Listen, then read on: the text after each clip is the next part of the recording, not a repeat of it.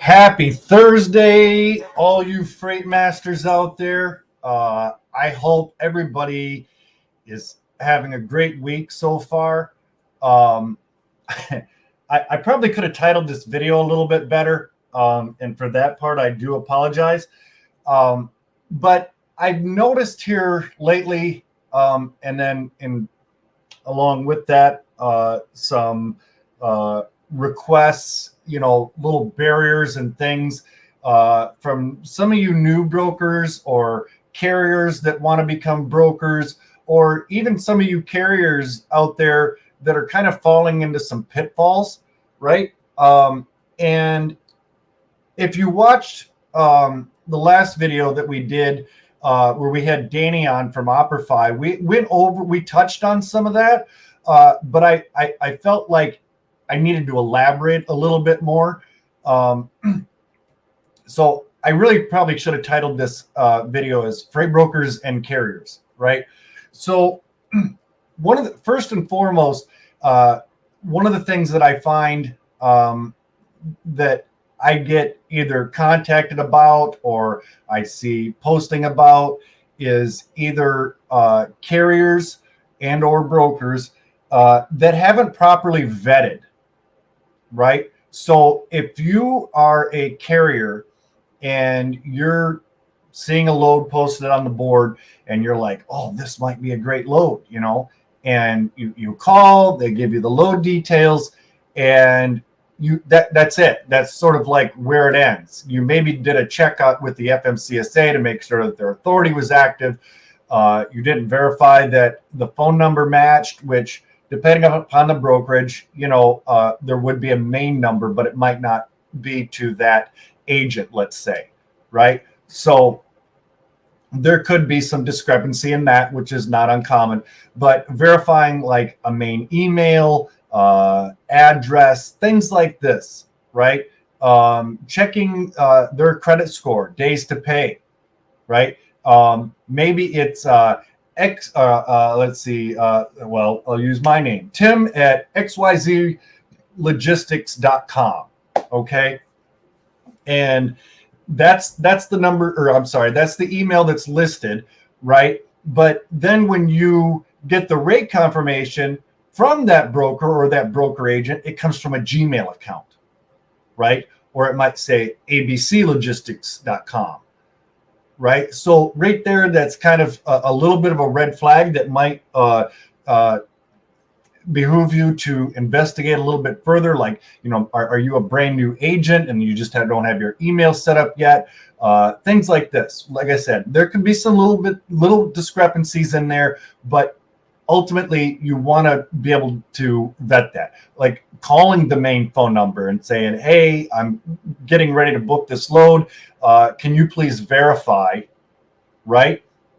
That right there will avoid you potentially not getting paid and having to file on a broker's bond, which with all the double brokering and scamming and things like that out there, they might be using a bogus bond company or a bogus factoring company, right? We've seen that. We've seen carriers that, in fact, if you remember, from this past summer, there was a carrier who reached out to me that wasn't getting paid by the broker.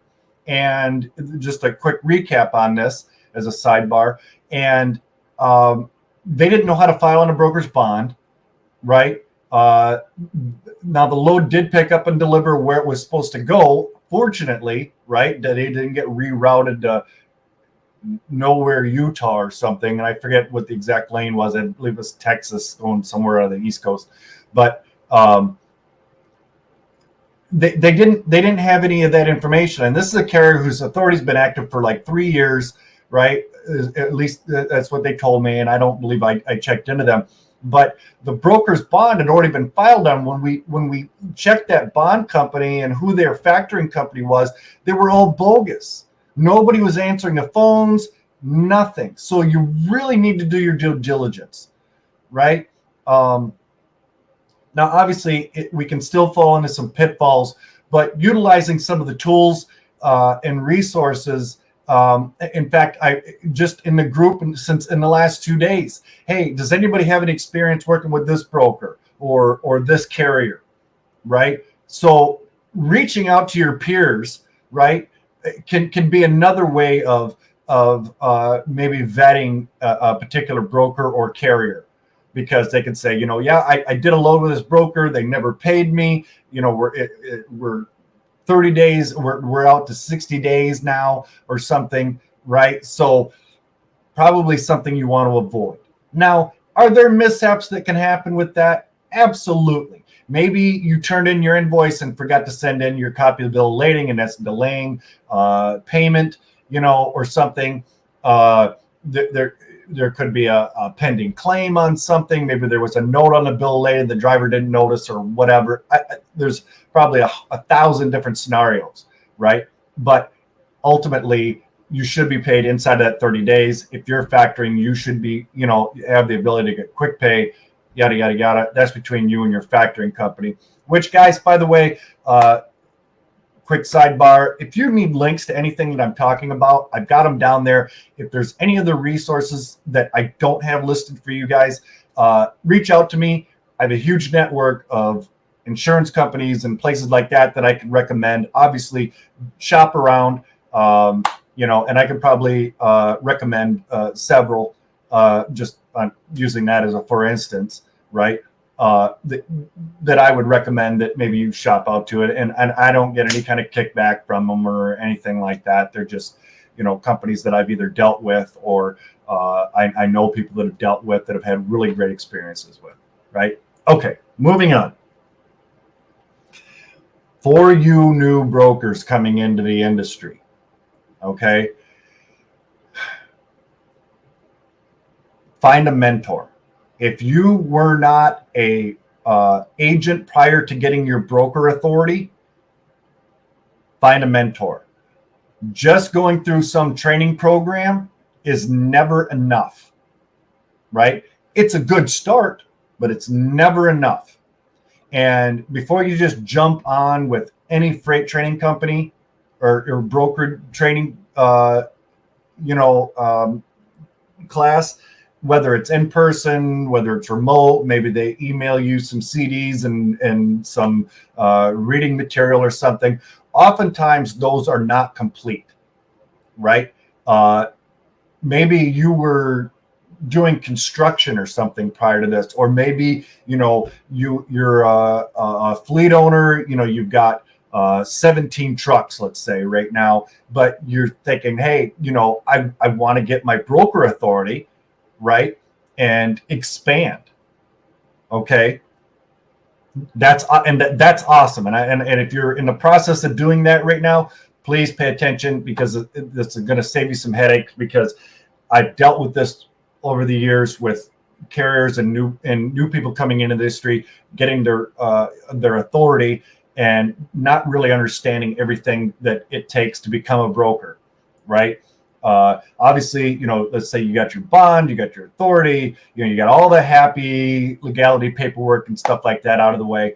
But now it's time to find customers and build carrier relationships, right? Keyword there, relationships. Now, you're going to want both. Communication is such an integral part of what we do, right? If you've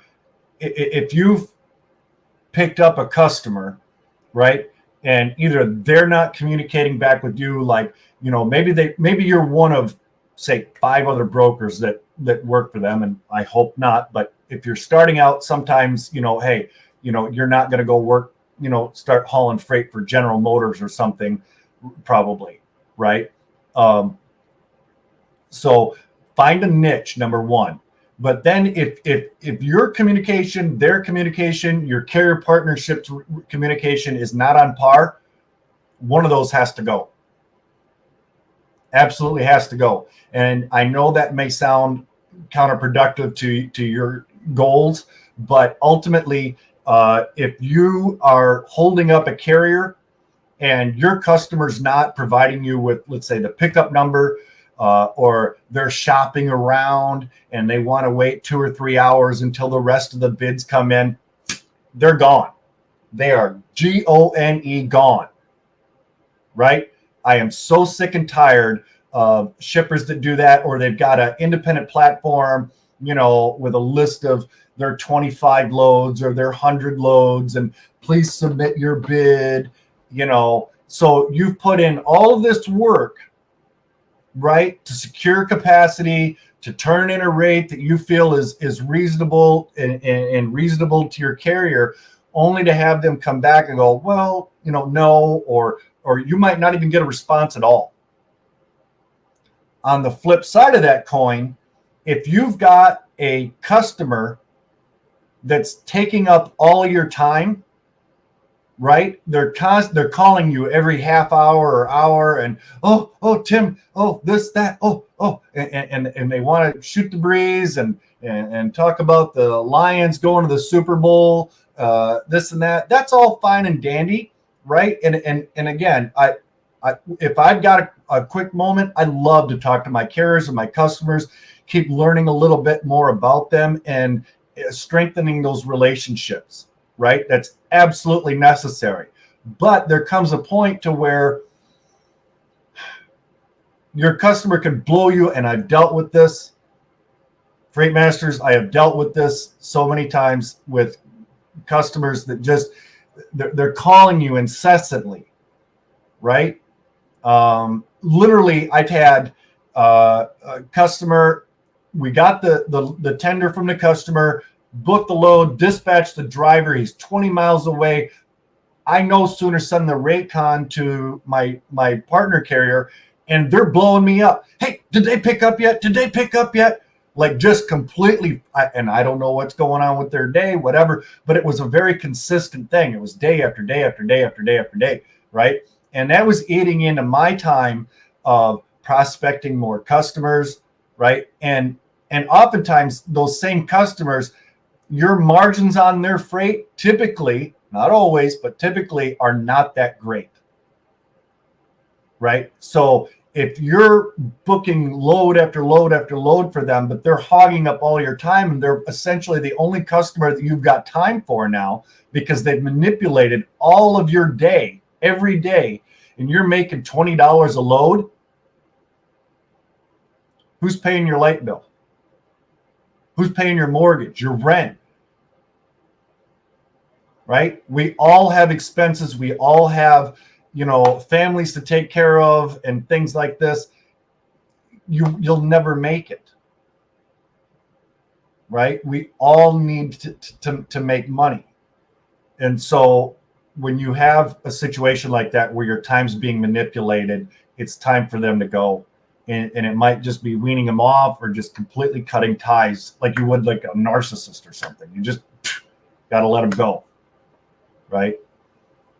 Guys, before I go any further, before I forget, if you have any questions on this or anything else, or you need to reach out to me after this video, or maybe I touch on something and you need a little more information on it or anything, right? Maybe you're trying to pick out a niche or something. That's my email. Feel free to reach out to me. I do keep it monitored throughout the day, so I will try to respond in a very timely manner. Okay. Now, not last video, but the video previous to that, where we had Danny from Operify on, I believe I discussed over having the right tools and resources available to you. And this goes for carriers as well, right? While I believe in technology, I think there's a limitation to how do I put this?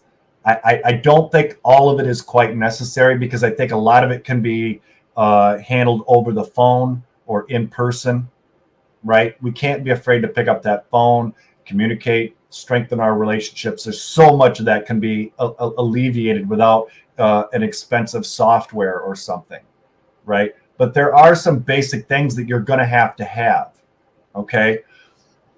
You're going to obviously have to have a TMS.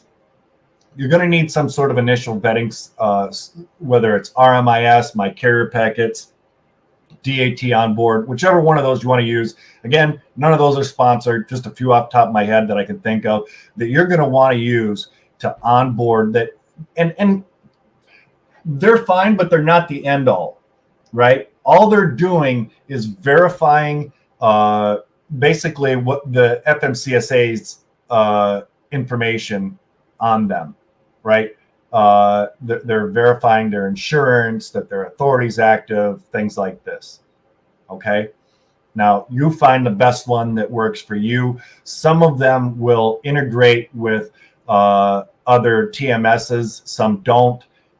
So again, you kind of have to, and if you need more help on choosing the right one or the right TMS, let me know. Again, none of those are sponsored or anything like that. So but yeah, you're going to want something like that.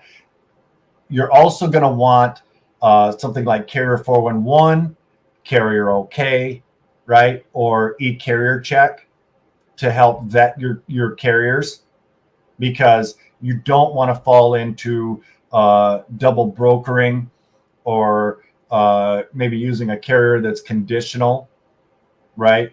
One that is in a habit of constantly falling off because they're still shopping around. And I know that from you carriers, before you light me up, I know that there's some brokers that'll keep shopping around if they've got time looking for a cheaper option, right? I don't condone that. I personally don't do it, and I don't recommend anybody else do it just to make a couple extra bucks, because ultimately you end up destroying your carrier relationships, right? So having an initial onboarding, right, where they can get signed on with you, your TMS, initial vetting systems, and some of that can be actually done through Google, right? I've done it. Carrier on boards, my spidey senses started tingling. I went, their authority was fairly new, maybe 30 days, 60 days. And something seemed off during our conversation. So I get their address, I Google their address, right? And going back to our previous video where we talked about using things like 411 or Carrier OK, things like that. You Google the address and it goes to a virtual office at Staples or some other one. If you've been a subscriber to the channel, you might even remember this video. I had one address went to a church, and another one go to a Goodwill in California. It's crazy. The links that some of these double brokers, scammers, bad actors, whatever you want to call them, the links that they will go to, right? Oftentimes they'll ask for quick pay, right? I do not recommend giving quick pay. That can be a little bit difficult coming in as a new broker, because sometimes carriers want to be assured that you're going to pay them, right? But if you're using a factoring company like Operify, you can still quick pay them, but having not all factoring companies are created equal, right? So when you turn that in, they're doing checks as well, right? Unknown caller. Oh, sorry. I thought I had that turned off. But they're doing checks as well, and they go, you might want to hold off on that, right? And you're going to want to verify, the POD or the bill of lading. Make sure that the right driver's name is on there, that nothing has been arts and crafted, right? What I mean by that is that they aren't more or less putting that paperwork into Photoshop or something and editing things, blotting things out, taking lines out, adding lines, things like this, right? To make it look more legit. So these are all, you have to pay attention to the detail, right?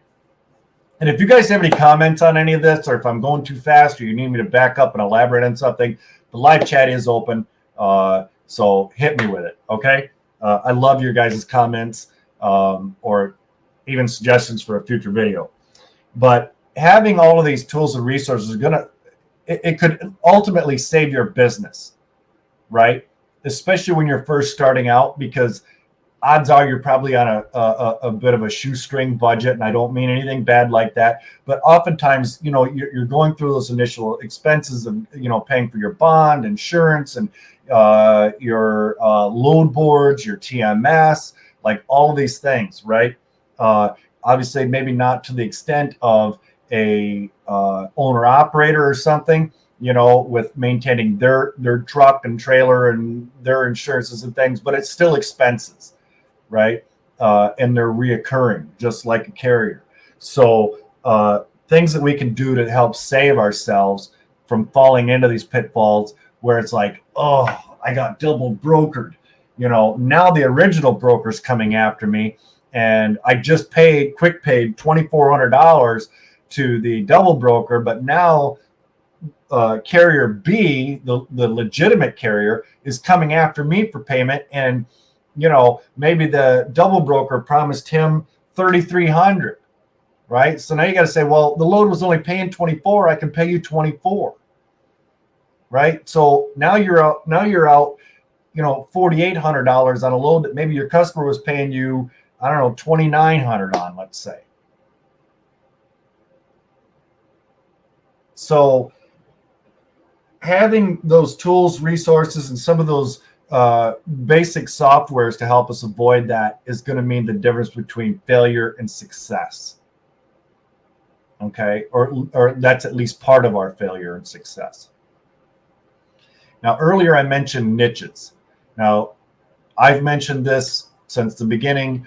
I'm sure you've seen other videos. Everybody talks about riches are in niches, and there's a reason for that, because it's true, right? If you're brand new and you don't know where to start, if you have a hobby or something that you're interested in, maybe start there, right? Maybe you were, I don't know, a welder, let's just say. So you have knowledge of steel. So maybe you pick a niche in shipping steel. So you're going to want to reach out to steel companies, right? Steel distributors, steel manufacturers, whether it be I-beam, pipe, whatever, right? Pick a niche.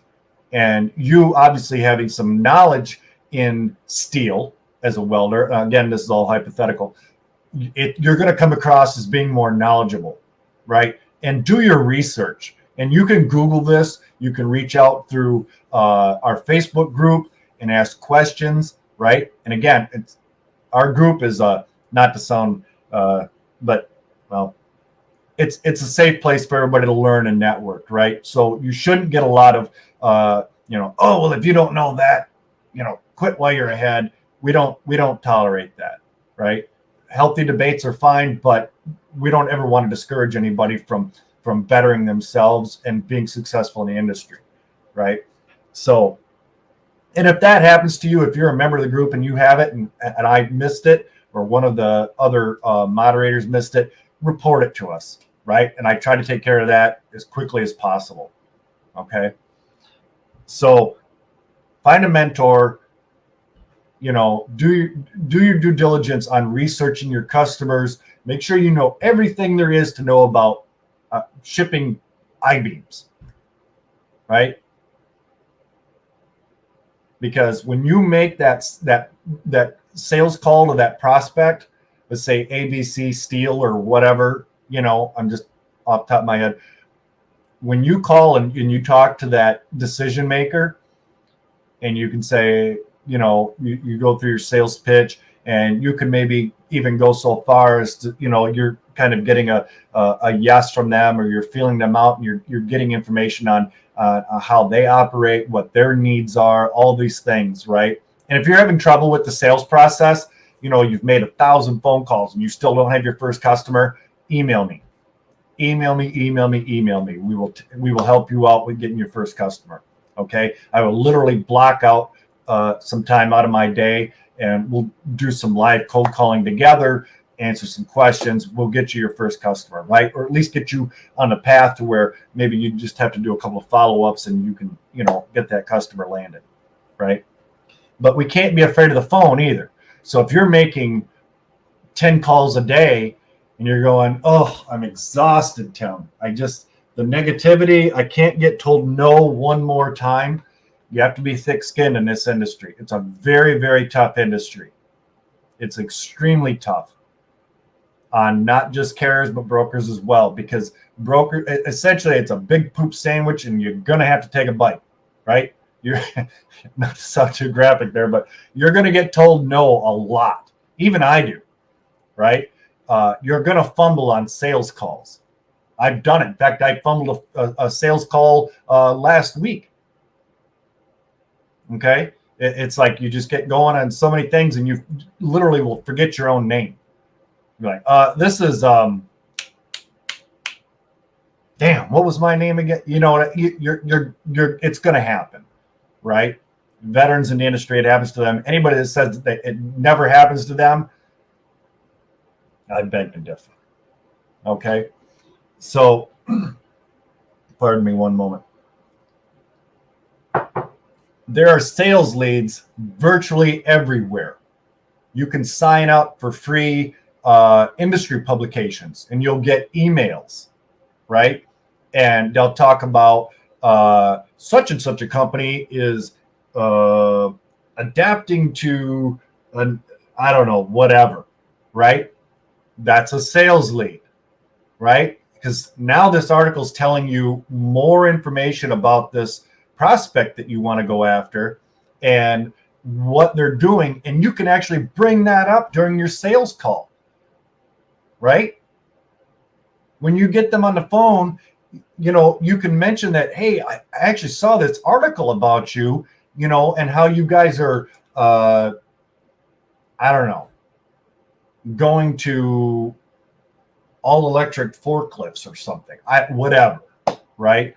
You know, versus the propane or something. So things like this, right? And I've used that to land customers. Actually, one of my biggest customers, I found out that they were building a new facility, and I reached out. That facility didn't get done for a whole year. Now, I had a previous book of business, so I wasn't literally on pins and needles waiting for them to finish construction and renovating and everything that they were doing. But when they finally kicked off, day one, I was getting emails, phone calls, Tim, we need trucks. Awesome. Right? And in the meantime, I had actually found out what lanes they were planning on shipping to. Reached out to my carrier network and said, hey, when this gets ready to kick off, would you be interested? Right? And at the time, it was, I had reached out to them in, I believe it was January or February of that year. They were supposed to have been ready by August. They actually didn't get done and ready to start shipping until that following March. So it was actually just a little bit over a year. But these are all things that you can do, right? You can find shipper leads through e-carrier check, right? And if you're interested in that, again, we've talked about that. In fact, we've got e-carrier check coming on next Thursday to kind of go over that with us a little bit better and introduce themselves to all you fabulous freight masters out there, right? Kind of a meet and greet sort of a thing. So check that out. But there is a coupon code down there that they've provided to me to pass on to you. So you get a percentage off your first, I believe it's 3 months, off your first 3 months there. So I use it. I think it's a wonderful system. Green Digital says Fuego. I'm not sure. So yeah, utilizing that, you can use Google Maps, look up, let's say, I don't know, Dallas, right? We're just picking a city off the top of my head. You could look up industrial parks in Dallas, right? Use Google Maps and it'll have all those manufacturers in that industrial park, right? So maybe if you're shipping dry van freight, maybe they're making, I don't know, car parts or toys or whatever, right? That would need to go on a dry van. You can use, what is it? I'm drawing a blank, people. I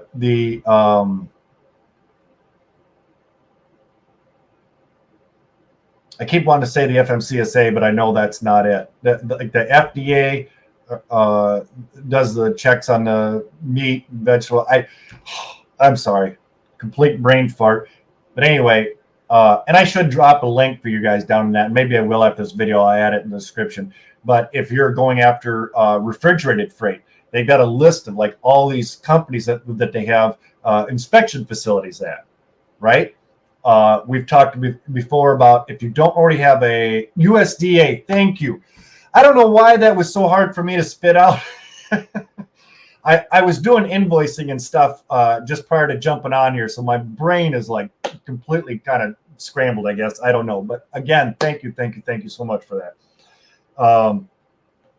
So utilize LinkedIn. If you don't already have a LinkedIn profile, it's very much like Facebook if you're not familiar with it, which I'm sure most of you are, right? Because you guys are smarter than I am. And go in there, create your profile, make sure it's professional. If you have whether you're a carrier or a broker, set up a company profile. Please, I beg you, set up a company profile, because I've talked to new brokerage owners in that have started a brokerage and they've got their personal profile, but they don't have a business listing, right? So say there's a shipper that's on there, a transportation manager, and he's utilizing LinkedIn, looking for a broker or a direct carrier maybe in his area that he can use to assist him with his freight needs, right? That he wants to connect with, and you don't have a business profile, he may not find your personal profile. Right? So make sure you have a business profile on LinkedIn and right? Connect with your friends and things. And you can actually type in, and we've done videos on this in the past. And if you didn't see it, you can actually go to our category under freight sales, freight broker sales, and it's in there. You can actually just type in transportation manager, logistics manager, things like this, and I think some of the top results, it'll come back with like 1 million something, or I don't know, several 100,000 search results of individuals who are the decision maker for different companies. Now it's sort of random, right? Where, you know what I mean? If you're targeting a specific state or a specific area, going back to using Dallas, for instance, you'll probably get decision makers for companies out of New Jersey and Cincinnati and Los Angeles and wherever. So you just kind of have to scroll through it. But if you have a niche, and you can kind of tell by the name, obviously, if we're scrolling through those decision makers and we see, in that list, and the company that they work for is ABC Steel, right? Going back to our earlier example, click on that profile, right? Connect with them, shoot them a little note, give them a call. We can't be afraid of the phone and utilizing all the resources, whether they're paid or free, for us to network and build our book of business, right? All of these things that we do, along with the communication, vetting, things like this, are things that strengthen relationships. And you might start off as the low person at booking loads for, let's just go back to our ABC Steel, right? They're giving you a couple of loads. They might even be some of their most obscure lanes, right? Because you have to prove yourself. And after 3 or 4 months, 5 months of shipping from Detroit to Billings, Montana, let's say, right? You've sourced a carrier that runs that dumbbell, that lane from Montana to Detroit and back, and you've done well on it, and you've updated your customer, whether it was with tracking or shooting them off an email saying, hey, just checked in with the driver, he's loaded and rolling, right? Driver just, checked in with the driver, he's an hour away from delivery, I'll send over paperwork when he's done. Things like this go a long way, because maybe some of those, maybe you're one of those 5 brokers that works for that customer, right? And a couple of them, or even one of them even, got very complacent with moving that customer's freight. They weren't communicating. They weren't continuing to strengthen that relationship. But now that you've done that, you can take over their freight. So maybe they were moving loads for them out of Detroit to Atlanta, right? Hub to hub. Now you've got that lane, and the pay is better on it, right? The rates are better. There's more volume because they're shipping, instead of 1 or 2 loads a week to Billings, Montana, now they've got 15 loads a week going to Atlanta, right? So it behooves us to do everything we can to strengthen those relationships and communicate. And I can't stress that enough. And I'm sure I have throughout the length of this video, right? So these are all things that you need to keep in mind, right? When you're starting a new brokerage, whether you've been a carrier, because when you jump from that side of the table to the other, it's kind of night and day, right? And as a broker, I truly suggest that you learn as much about your carriers, some of their barriers, their obstacles and things as you possibly can, right? Find out what barriers they might have, right? What can you do to help them, right? Rather than treating, and honestly, this is another good point that I should bring up, is that by strengthening those relationships, right, and with more and more carriers, and it might start off with just a couple at first, and then next thing you know, you've got 100 carriers, right, and then 1,000. But utilizing those same carriers again and again and again keeps you from having to post loads out on the load board, because oftentimes that's kind of a roll of dice, right? I would really rather, and you talk to any veteran broker in the industry, they would really rather work with a carrier that they have in the past that they've got a good relationship with than post that load out on the board. Because it's like shooting craps. You never know. Is that carrier going to fall off at the last minute? Are they going to pick up on time? Are they going to deliver on time? Or are they just going to be a no-call, no-show? You can't get a hold of their dispatcher. You can't get a hold of the driver. They're not accepting the tracking. There's 1,000 different scenarios that you can go through, right? So strengthen those carrier relationships. And the more you strengthen your carrier relationships, it helps strengthen your customer relationships as well. You see how that goes? I've got a customer and I've got carriers that I work with. I'm not going to tell you who, because I love that customer. They love me, and I love my carriers that run the freight for them. But literally, they can call me up and be like, "Hey, Tim, we got a last minute local run or whatever. Do you have a driver in the area?" I'm 99.9% sure that I've always got a driver from one of those carriers in the area. It's literally me shooting off a text message. "Hey, do you have a driver available today?" Or a phone call. "Hey, how's it going? This is Tim."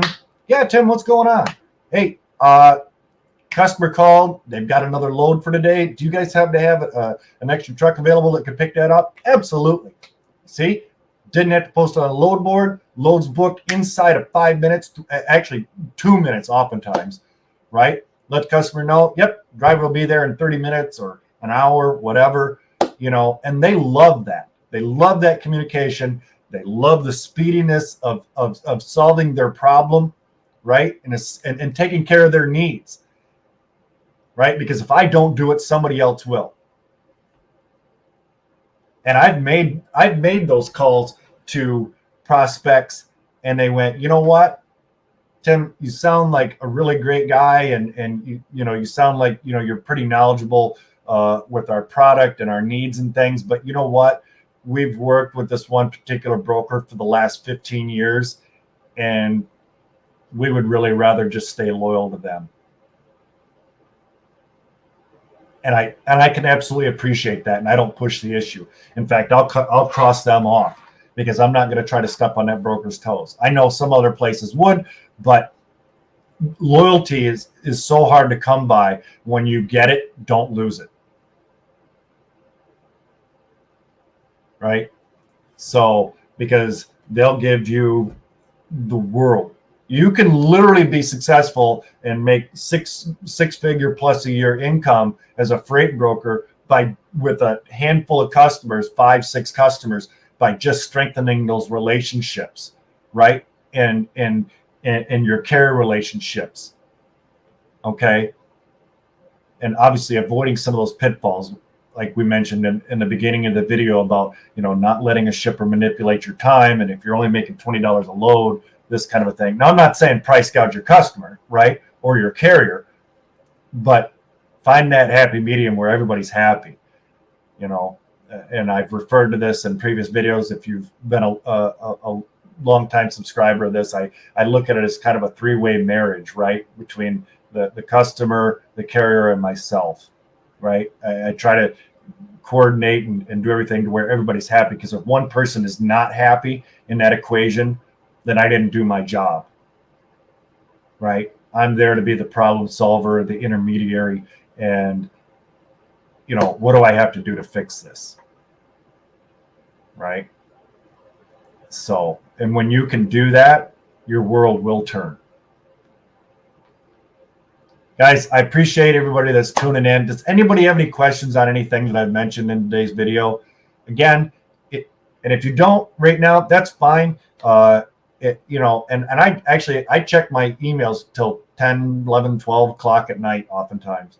So, just because I'm on Eastern time, if you're on the West Coast or something and you're, 3 hours behind me and it's, 7 o'clock there or 10 o'clock here, don't worry about it.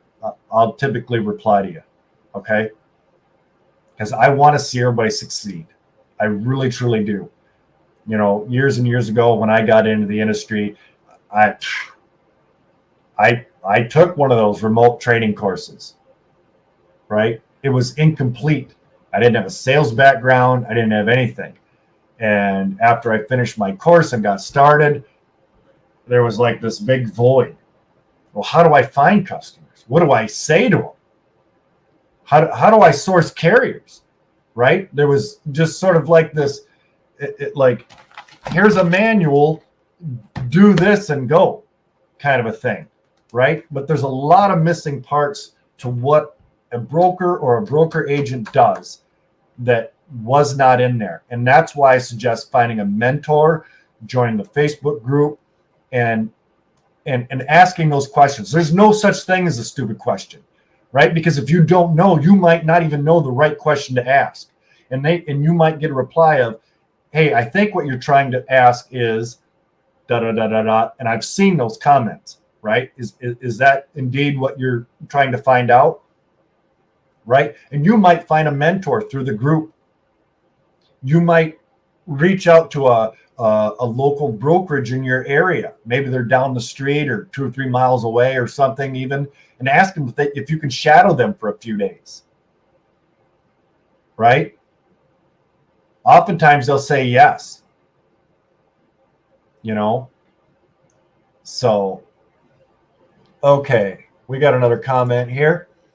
Hey, Tim, it's RFP season. What do you advise on getting contracted or set up during this time? Okay, I've talked about this in previous videos. It is request for pricing season, or request for quotes, whatever, because shippers are typically trying to set up their pricing for the coming year. I am not doing personally, and this might be a gamble on my part, I'm not doing a lot of that right now. Reason being is because we are supposed to, if quote unquote, see a warming up in the market. Uh, there's been some debate on when it's going to warm up. I truly believe mid to end of second quarter, we should start to see it. So end of spring, first part of summer. I don't think it's going to be a significant increase in market rate. We're still losing capacity. We're still losing brokers. Right. So, but I do think that it will be an uptick and shippers will become more receptive. But if you turn in pricing now, they're going to want you to hold to that. So depending upon how strong your carrier relationships are and how much they're willing to work with you. Now, if they've got volume freight and you can move those loads at $100 gross profit per load, keep your customer happy and your carrier happy, then by all means, boo-boo, do that, right? Go get it. You know, if you're shipping 50 loads a week or something like that, or 30 loads a week, whatever it is, get after it. But I always try to think minimum of 3 months ahead. So like right now, we'll be hitting produce season end of February, mid-March, right in there. If you haven't already done it and you're targeting produce freight for the coming year, you should be making those calls now, right now. Right? Not a moment to spare, because by the time they get ready to start shipping that freight, they've already got all their partner carriers and brokers set up.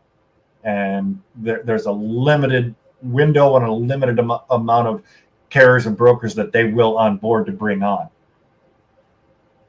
Right? So a big part of that is, how do I do this without turning this into an hour-long conversation? And maybe shoot me an email if you need me to elaborate a little bit more. But I would find out as much about your customers' needs, about their company, their requirements, everything. Don't look at just a list of lanes and things that they're asking you to quote and going by current market. I would adjust that. I would say if it's for the entire coming year, I would say probably whatever market rate is, I would add an additional 5 to 6% to that,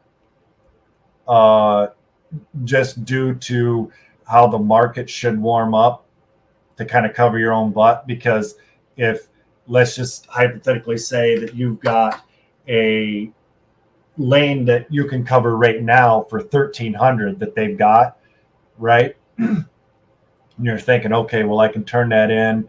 I want to be competitive. I'll turn that in at like 15. But market rate between now and mid to end of second quarter jumps to 15. Now you're breaking even and you're not making any money moving that customer's freight. Right? So, and this is another thing, whether you're filling out an RFP or quoting a customer on a one-off load, don't focus exclusively on price. And I know that that's a hard thing for a lot of new brokers coming into the industry, or even agents to do, is they get too fixated on price because they want to be competitive. But going back to everything that we've talked about in this video, it's about service, communication, building relationships, right? I've actually had customers say, Tim, the reason I pay you more is because you communicate, because I can rely on you. I can count on you. I get a response inside of 5 minutes or 10 minutes, right? And if there is a problem, you let me know. That's another thing, not sidebar, but if there's a problem with a load, carrier breaks down or something, don't try to hide it and go, oh, my customer's going to freak out. Let them know right away and what your plans are to do about it. Right? I'm already trying to find another carrier that can continue with that load, or how long it's going to take for that truck to get fixed. It might be a minor fix and driver's got a, roadside assistance or something, it might be, and just delay them, and maybe you have to reschedule a new appointment time or whatever the case may be, but communicate with your customer, right? So So yeah, I would say add an additional 5 to 6% on that. Again, find out everything you can. If you need me to elaborate a little bit more or be a little more specific on some of that, by all means, like I said, email me and we can go into that without me kind of going into an hour-long discussion on RFPs. Okay. But great question. Thank you so much, especially with us coming into 20, just starting 2024, right? Um, Absolutely awesome question. Again, thank you so much for that one. Anybody else got any questions? Or maybe to elaborate on anything that I've mentioned in this video? This is for you guys, right? I value your input. I really truly do. And if you guys have things to share, this is like a network, right? It's not really just about me and me spewing off and regurgitating a bunch of information that I've, knowledge that I have, right? And I've been doing this so long, I've probably forgotten more about book and freight than some new people. And not to sound conceited or anything, but it's, I don't know, it almost gets automatic. And if you ask my wife, there's actually times I'm booking loads in my sleep, or I'm on the phone with a customer. I talk in my sleep. I've done this for so long, so kind of funny. You guys could pick on me for that. I don't care. I'm thick-skinned, but okay, guys. I really hope that this information helped. Again, whether you're a carrier, a broker, I hope you guys found this helpful. And again, if you need me to elaborate, or if you feel like I maybe skipped a step or something in there, and by all means, I hope I didn't, because again, I apologize. I was working on invoicing and stuff just right up to the last second of starting today's scheduled video. But I do hope to see you guys here back next Thursday at noon. Again, we're going to have the great people from eCarrier Check on with us. They're going to introduce themselves and talk about eCarrier Check. I have done a video on eCarrier Check, and I should have left a link for you guys, and I apologize, but it is in there. I believe it's under the freight broker sales category on sourcing. It's a great place to source carriers, shippers, and just all kinds. It's a fantastic platform. Again, I utilize it daily, absolutely daily, right? That tab is never off my computer, right? I've always got them opened up. So I look forward to having them on. And again, I hope you guys join us. I hope you guys have a great weekend. And with that, we'll see you all here next week. Bye-bye now.